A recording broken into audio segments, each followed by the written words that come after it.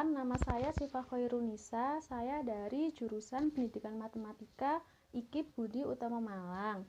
Di sini saya akan memperkenalkan permainan tradisional yang saya ciptakan sendiri untuk memenuhi tugas mata kuliah Ilmu Sosial dan Budaya Dasar. Permainan yang saya buat ini saya namakan dengan permainan cangka, yang artinya catur angka.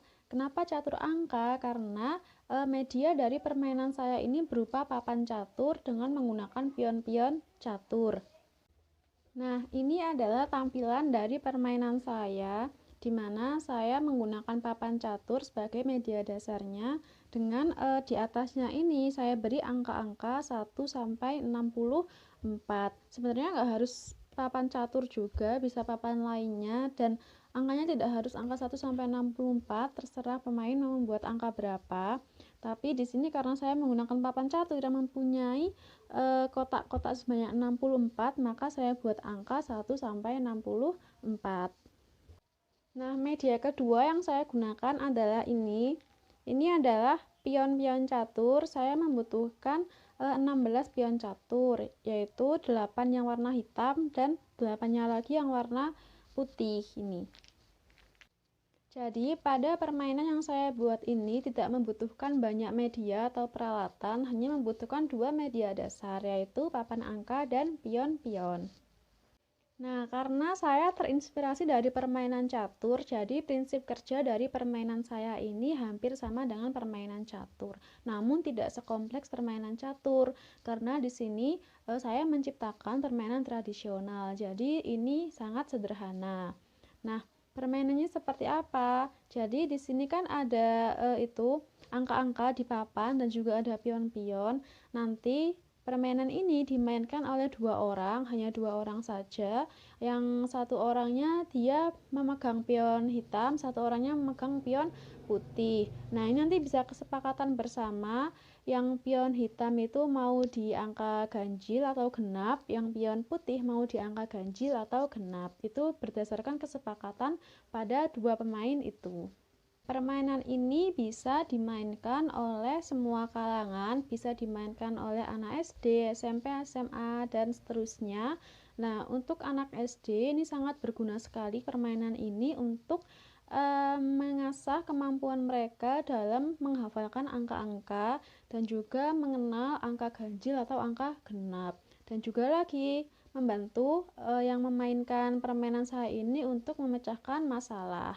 Jadi permainan ini jelas berbeda dengan permainan catur, karena kan kalau catur hanya bisa dimainkan oleh yang paham tentang teknik-teknik permainan catur itu mungkin baru anak SMP yang bisa, anak SD mungkin jarang sekali yang bisa karena dikira mungkin terlalu rumit permainan catur karena banyak sekali perbedaan dari cara bermain tiap pion-pion, rajanya, dan lain-lain itu berbeda kan cara melangkahnya. Tapi kalau di permainan saya ini hanya ada pion-pion saja dan cara melangkahnya semuanya sama. Untuk lebih jelasnya tentang permainan yang saya buat ini, mari kita lihat cara bermainnya. Nah, ini adalah tampilan awal sebelum permainannya dimulai. Jadi seperti ini. Di sini saya menempati memegang pion yang hitam dan lawan saya memegang pion yang putih. Nah, di kesepakatan kami, saya menempati angka yang genap. Angka yang genap ini 6, 4, dan seterusnya. Penataannya seperti ini. Hampir sama dengan penataan catur di 2 baris saja kan ya. Nah, di pion yang putih karena saya genap, pion putih menempati angka yang ganjil. Nah, seperti ini. Angka yang ganjil. Langsung saja permainannya dimulai dari saya dulu yang pion hitam. Nah, berjalannya dia, saya ambil ini ya, berjalannya dia itu karena dia saya tempatkan di angka genap, berarti jalannya dia ya hanya bisa di angka genap saja. Jadi 10 ini saya jalankan ke dua-dua. Nah, dia ini berjalannya hanya boleh 1 langkah, jadi dia nggak boleh berjalan 2 langkah gini, nggak boleh, hanya boleh 1 langkah. Berjalan 2 langkah boleh saat dia akan memakan lawannya. Jadi misalkan ini ada di sini, ada di situ, terus saya mau makan ini, lawannya ini, saya boleh seperti ini. Nah, ini akhirnya saya ambil. Jadi pion di lawan saya berkurang 1. Sudah berjalan dari 10 ke 22. Selanjutnya lawan saya berjalan dari, terserah lawan saya ya. Nah, lawan saya berjalan dari 55 ke 43. Dia tetap di angka ganjil.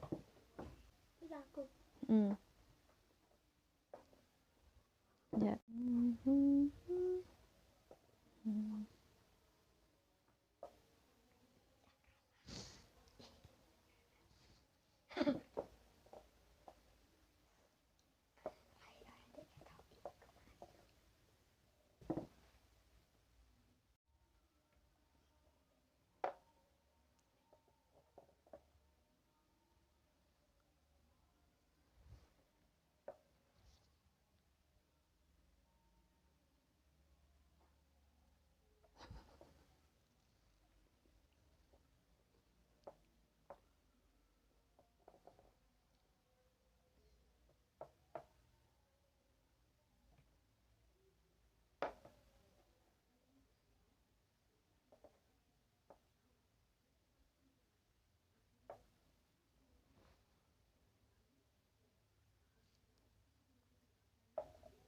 Ye, kena 1.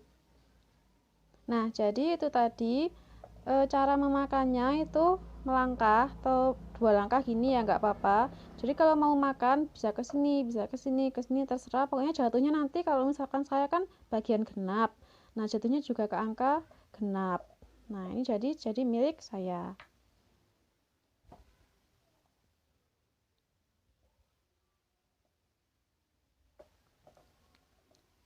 Nah, itu tadi lawan saya juga memakan pion saya. Dia kan di 43 ganjil.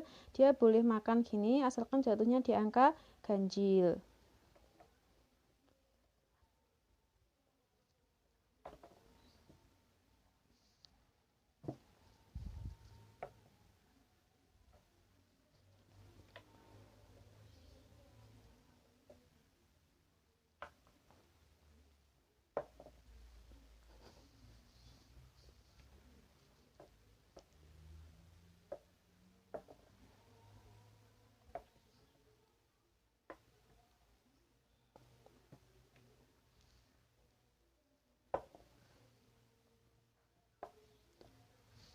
Loh, kok olah kayak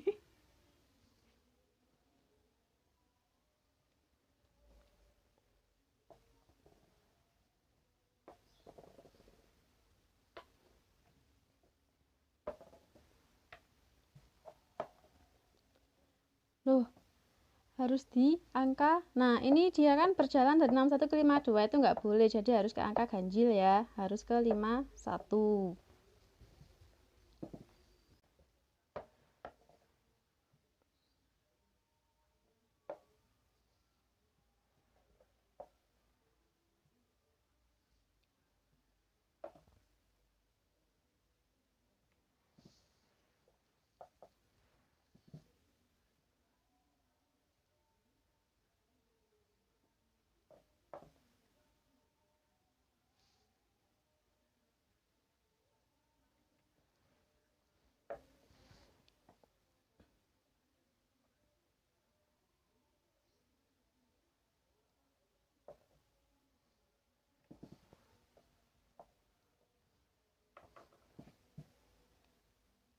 Nah, ini di pion hitam tersisa 3, pion putih tersisa 4.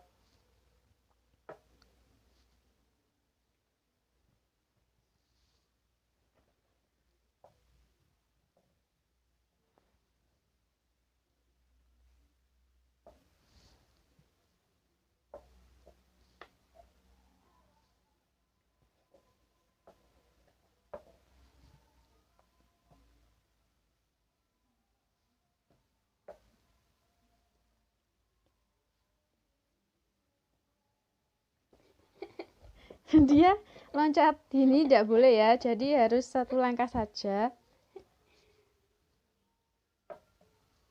Nah, itu 1 langkah boleh, kalau loncat dari sini ke sini nggak boleh. Oke, saya makan. Nah, akhirnya pion saya tinggal satu ya. Nih. Nah, karena pion hitam saya habis dan pion putih masih sisa 3, berarti pemenangnya adalah pemilik pion yang putih. Jadi saya kalah. Nah, begitulah cara permainan dari catur angka yang saya buat ini. Nah, itu tadi adalah cuplikan dari cara bermain dari permainan yang saya buat. Tidak sulit kan ya, cukup mudah, bisa dimainkan oleh anak SD, dan lawan saya tadi itu adik saya itu juga masih SD, jadi bisa memainkannya dengan mudah. Dan juga permainan ini membantu kita untuk bisa berpikir kritis juga untuk memecahkan masalah, sama dengan permainan catur. Cuma bedanya ini lebih sederhana gitu. Baik, karena saya sudah selesai menjelaskan permainan yang saya buat dan saya juga sudah menjelaskan memberi contoh dari gimana cara bermainnya dari permainan cangka ini. Jadi saya ucapkan terima kasih atas perhatiannya, dan saya ucapkan juga permohonan maaf apabila ada kurang-kurangnya dari permainan saya atau ada salah-salah kata dari saya. Akhir kata, wassalamualaikum warahmatullahi wabarakatuh.